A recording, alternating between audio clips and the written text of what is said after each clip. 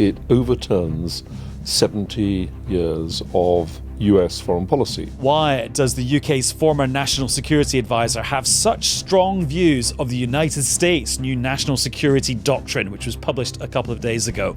We'll discuss on this latest episode of the BBC's daily news podcast, Newscast.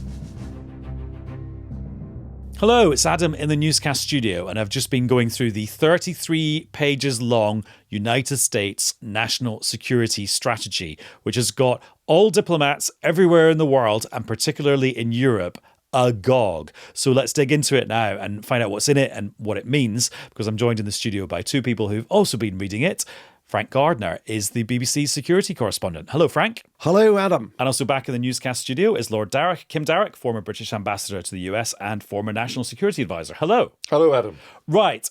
We'll talk about the latest talks on Ukraine in a minute. But first of all, this document that's emerged in Washington, D.C., I say emerged, it was published, it's an official thing. The National Security Strategy. Frank, put that document in some kind of context for us. How important is it as a piece of paper?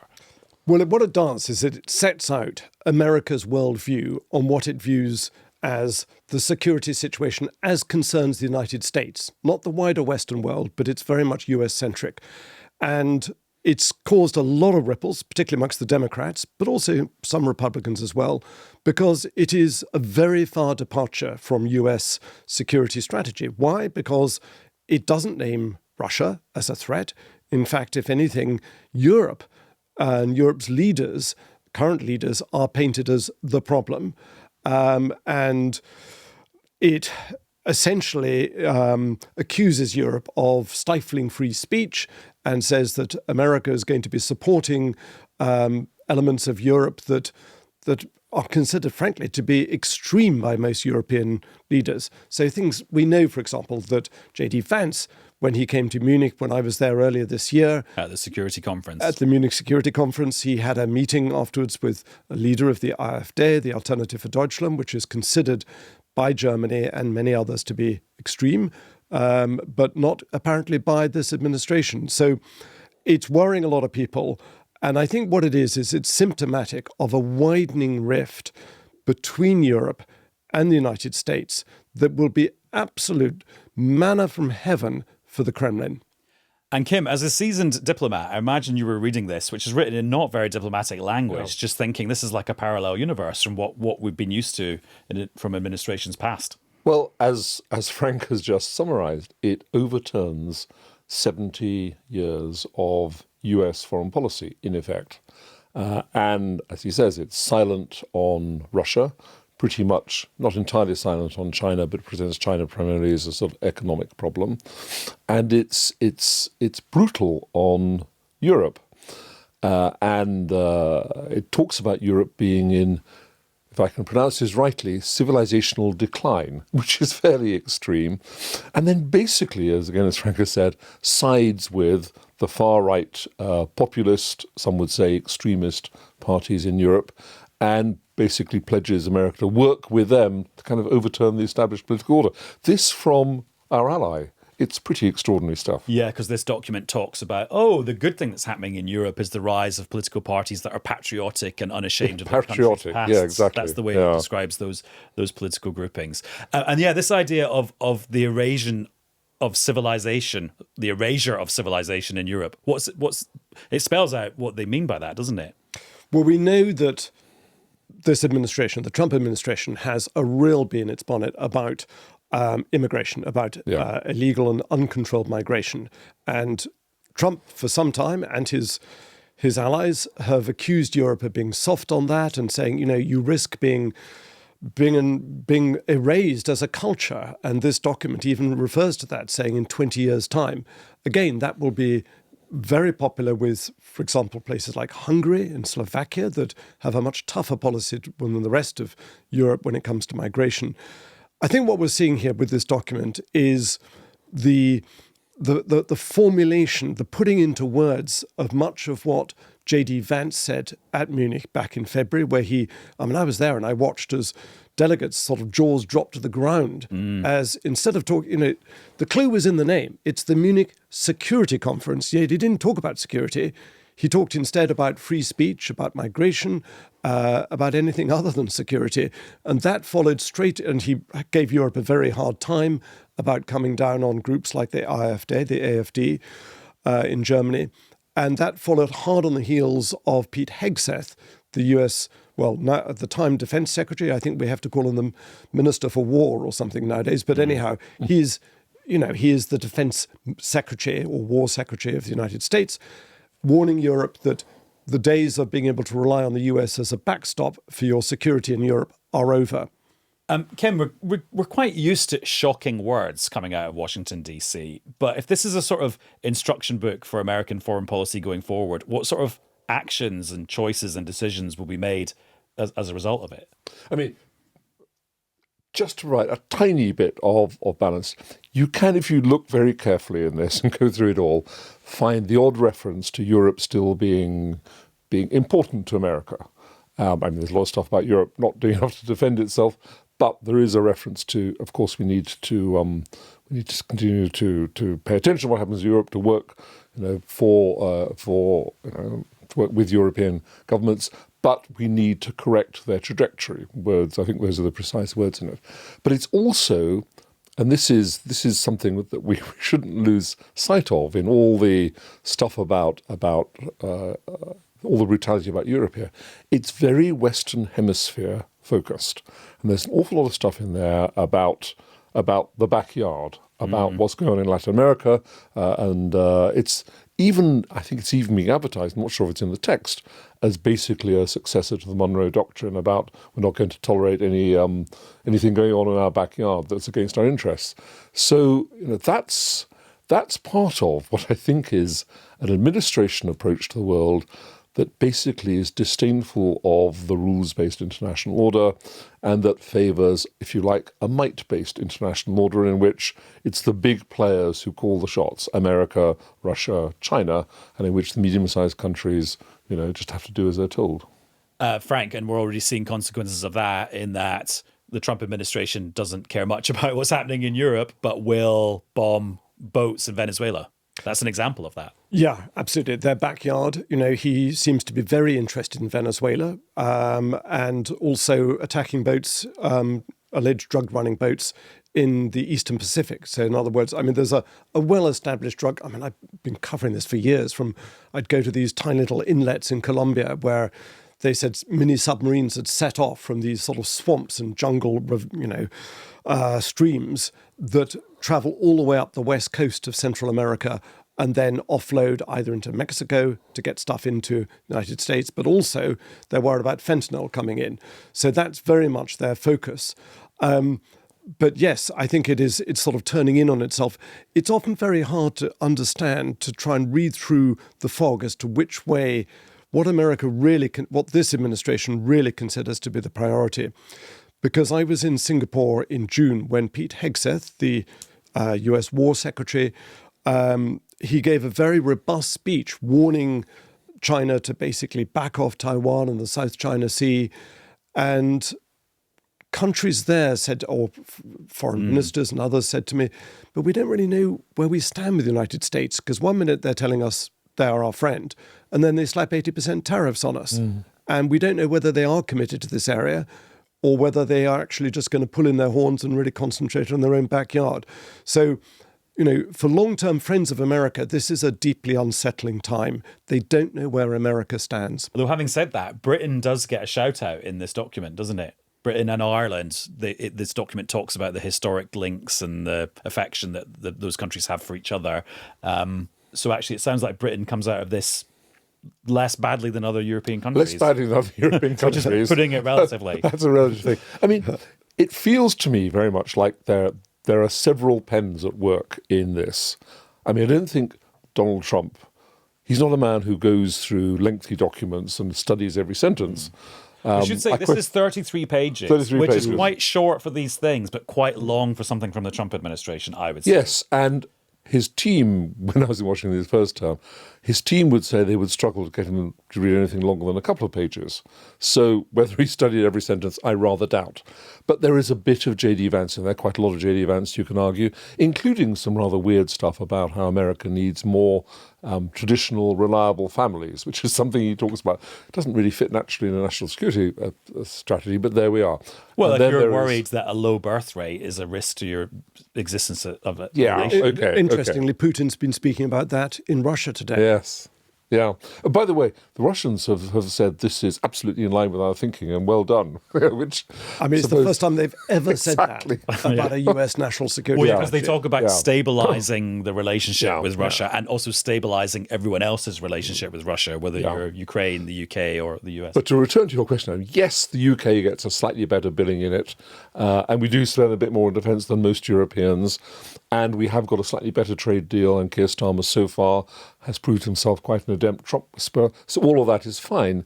But let's be in no doubt, first of all, we've still got tariffs, which are considerably higher now on us than they were before the Trump administration took office.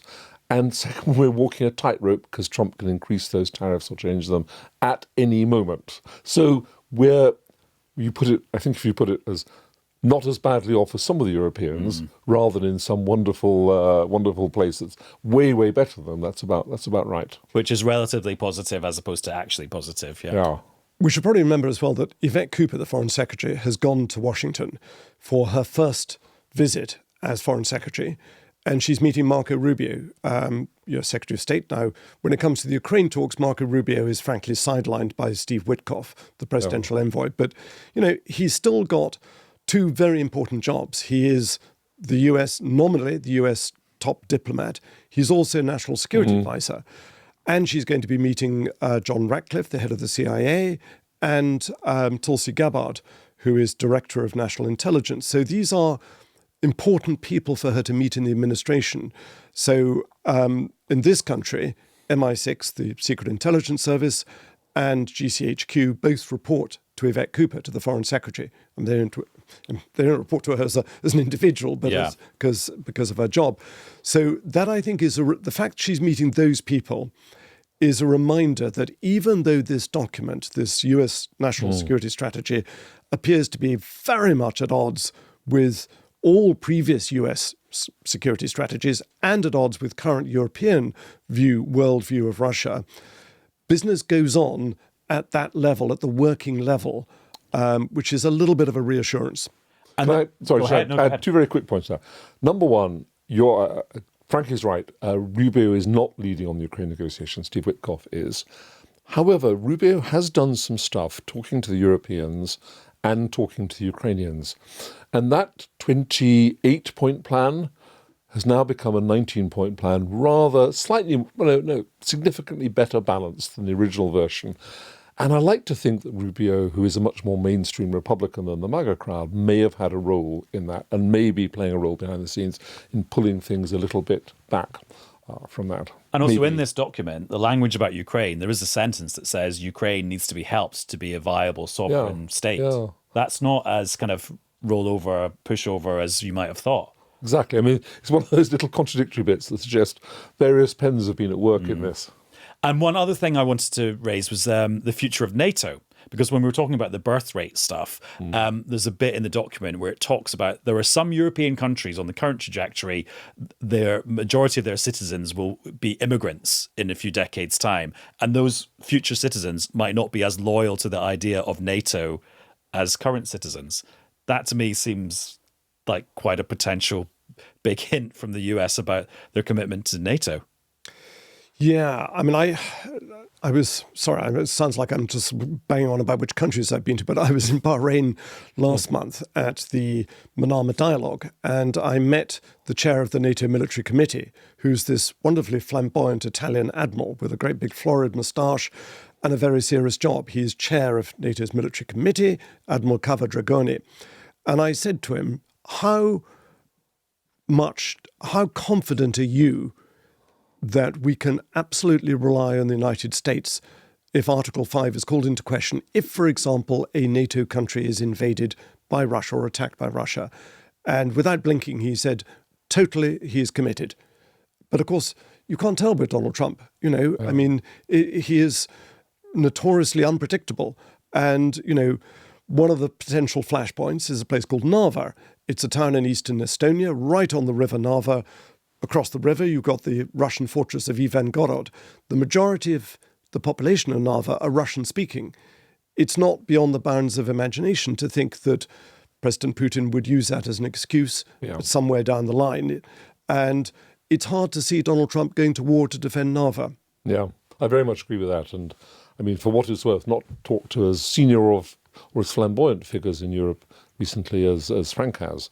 I'm off in Brussels next week, and maybe I'll catch up with some of them. But everything I hear from Europeans nowadays is what they call America the unreliable ally, and they basically say, well, we thought it might go back to normal after Trump's first term when Biden came in, but now Trump is back. We think there is something more of a historic shift underway, and we kind of feel that we're never going to quite be able to rely on America again in the way we used to.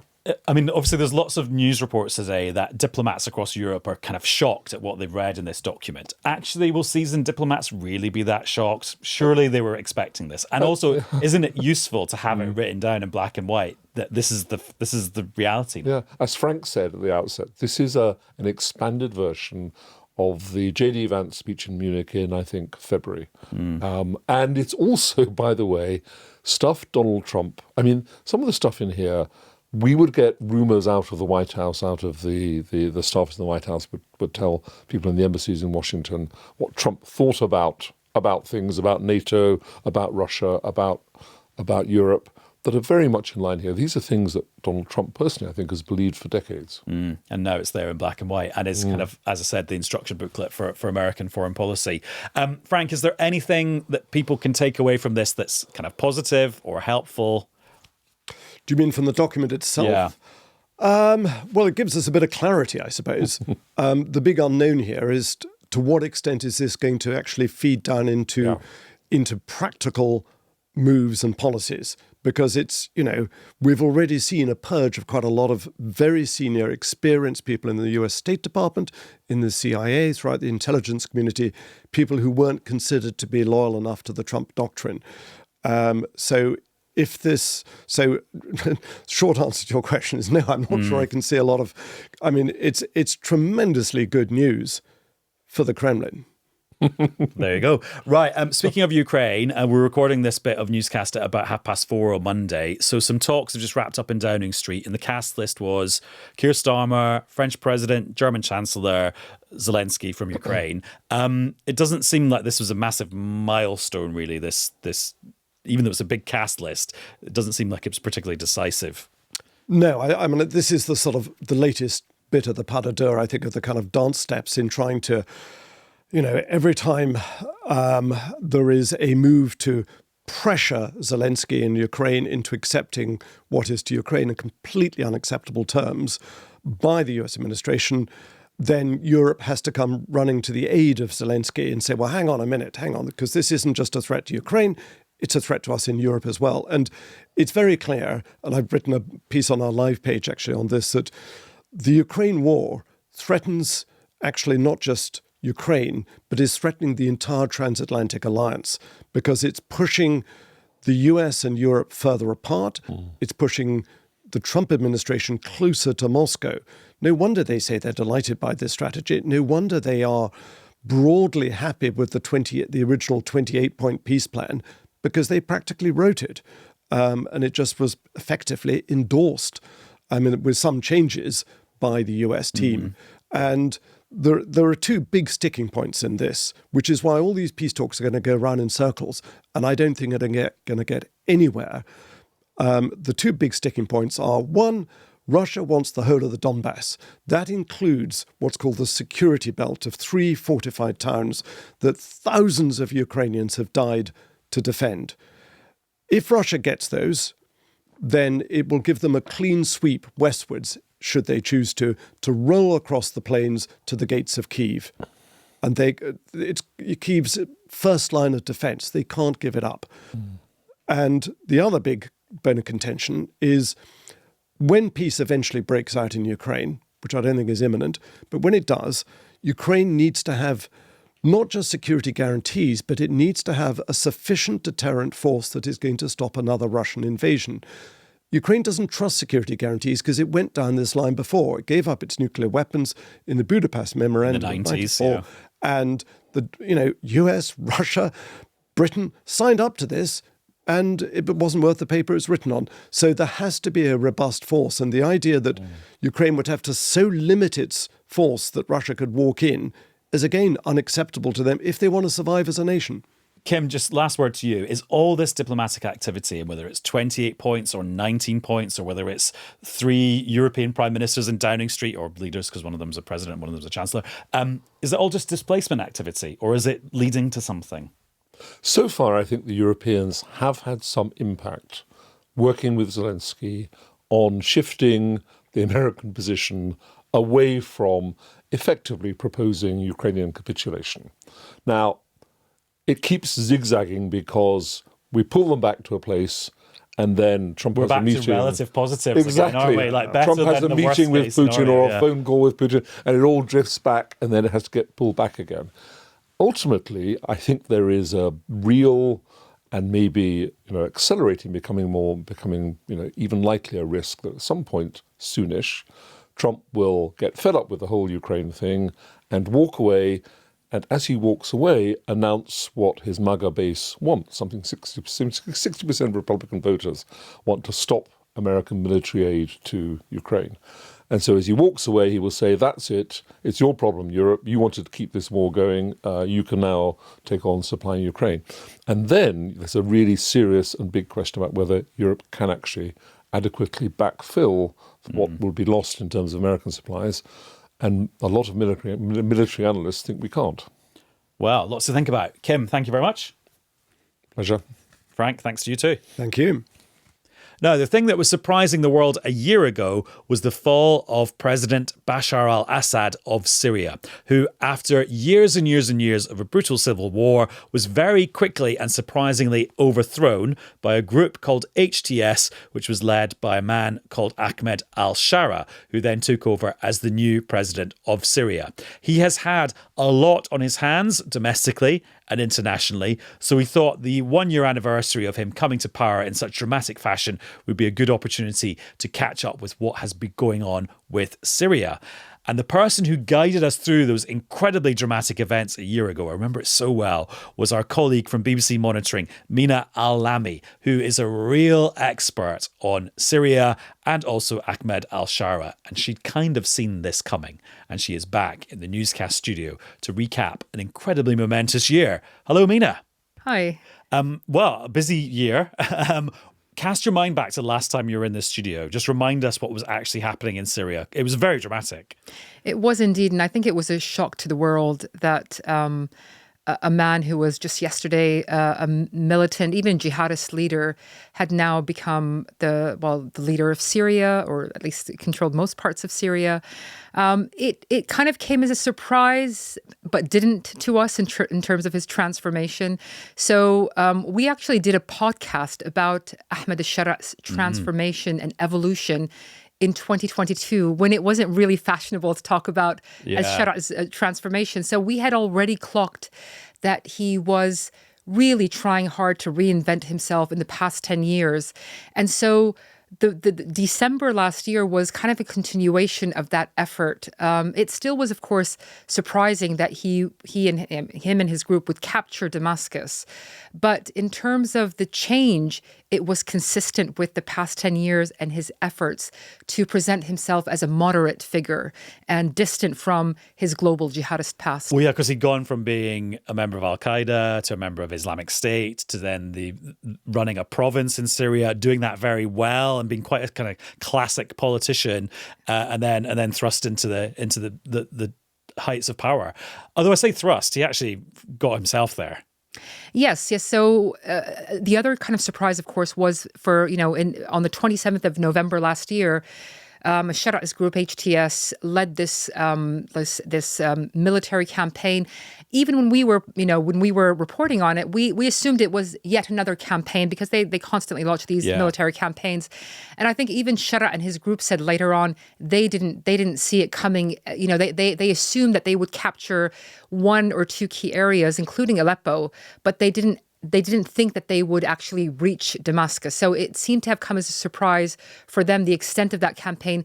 But it was just the time was right. It was the government of Assad was weakened. Iran was weakened. Hezbollah. So kind of things seem to align for the rebel groups, for Shara.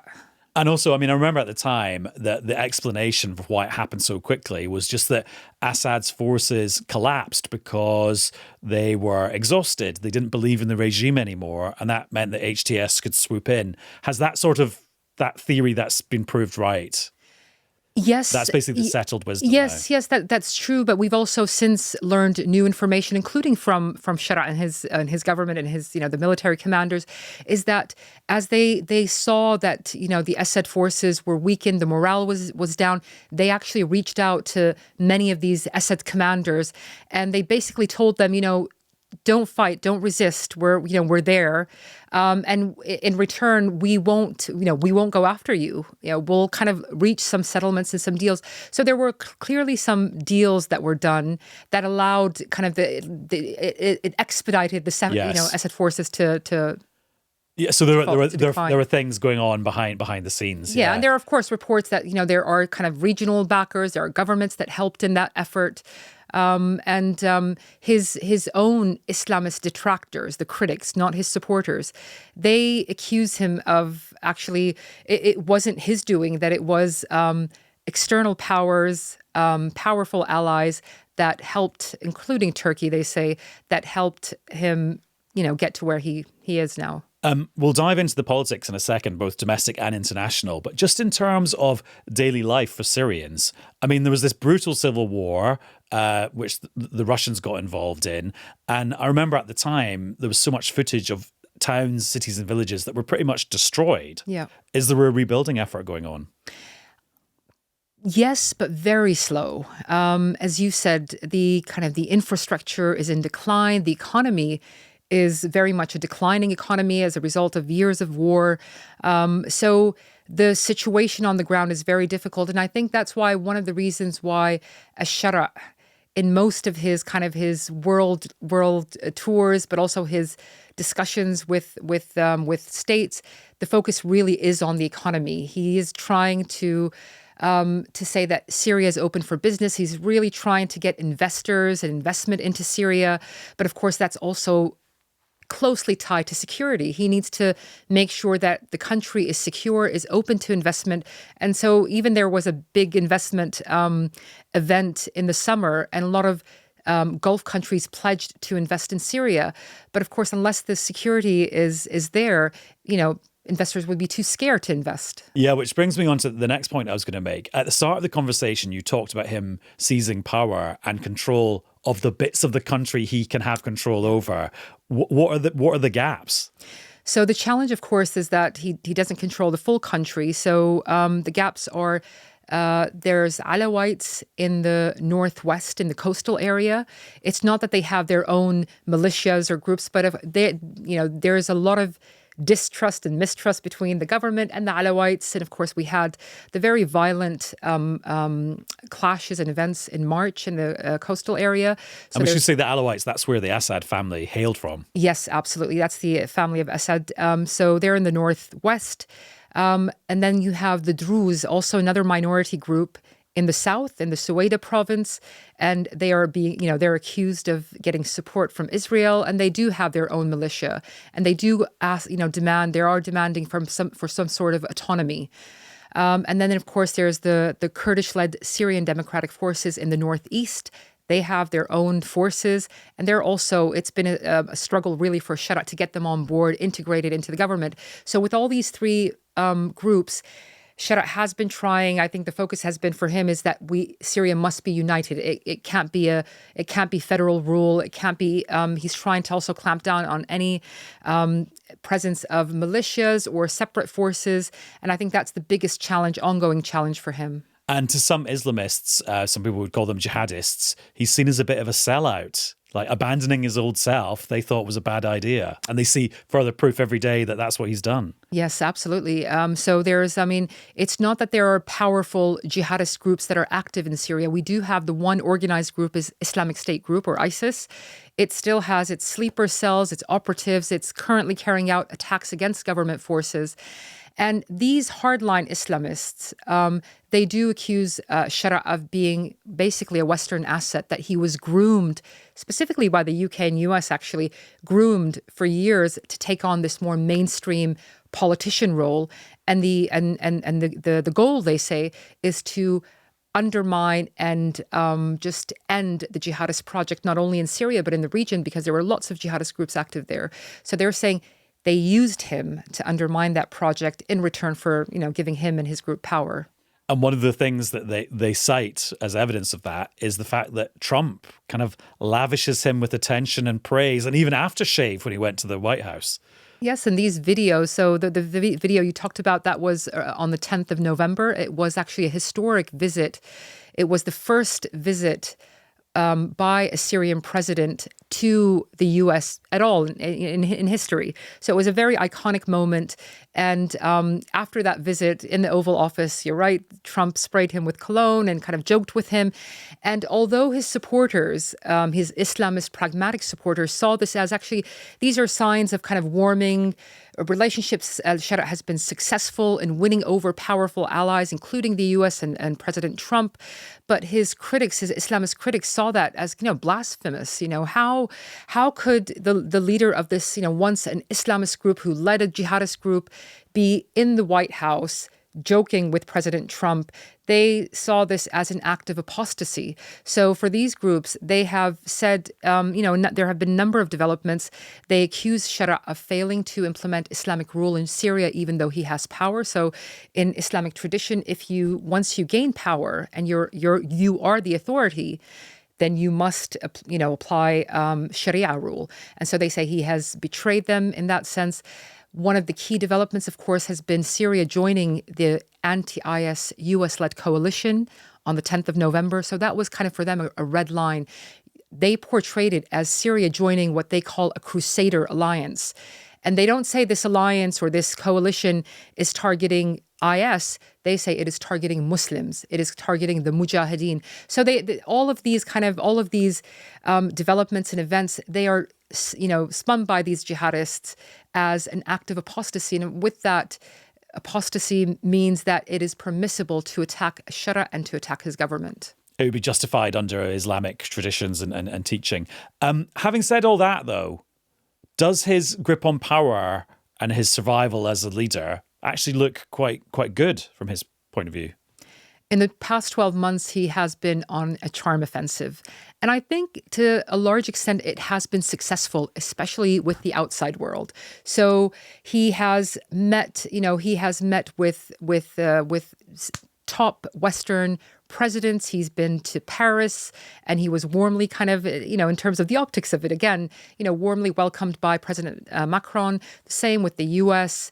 Gulf leaders have been really kind of welcoming him, and including over the weekend he visited Doha, and you could see him with the Emir Tamim holding hands at the Doha forum. So if you look at that, you can see that he has been successful in easing, at least gradually, the concerns of the West as well as Arab countries in terms of, his intentions, his transformation. They do, at least there must be some kind of trust that he is a transformed figure and politician for them to host him, to kind of embrace him, but also to show that they think that he shows promise, or he's at least currently the best chance that Syria has to turn its fortunes. I just wonder how long that will last, though, because presumably Syrians will want to see their towns rebuilt, their economy picking up, and want to just feel 100%, or maybe not even 100%, but certainly more secure than they feel now.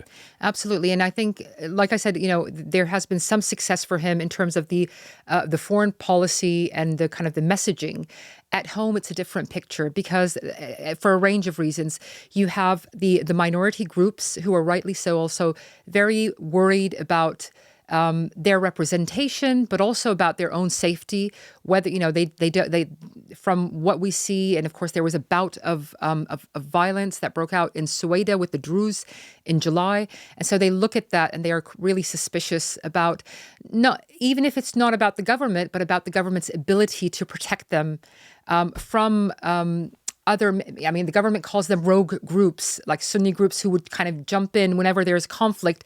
And the government has said they are the ones committing these atrocities. It's not the government forces, although there have been kind of reports suggesting that government forces did take part. So there's the minority and the mistrust there. And then, of course, you have the Islamists, the hardline Islamists that are constantly, daily, online, agitating against the government and trying to reach the rank and file in his armed forces, trying to influence them so that there's a consensus that he has crossed a line and that he has betrayed the jihadist cause. Last thing now, you flagged up to me in advance the basketball pictures. Just explain why the basketball pictures are so crucial and what was going on there.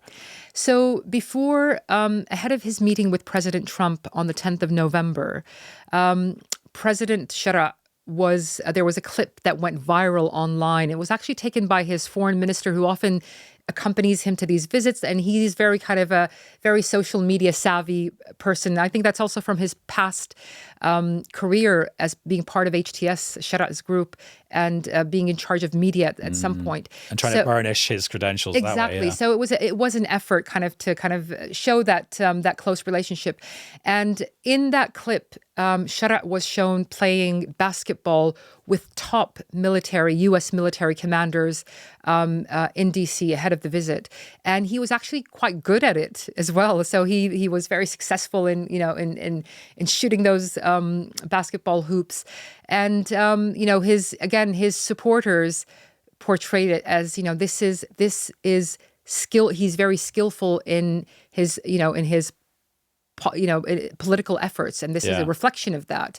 But it also, even for mainstream, a lot of Syrians also welcomed that and shared it, and they said it is a sign of easing the relationship between the U.S., between the military commanders and Darroch. Of course, it was a different story with the hardline Islamists. There was a backlash saying he's playing basketball in their words, with crusaders, with infidels. This is yet another sign that he has betrayed the cause. So, depending on where you look, people had very different views on this. A lot of layers. Yes.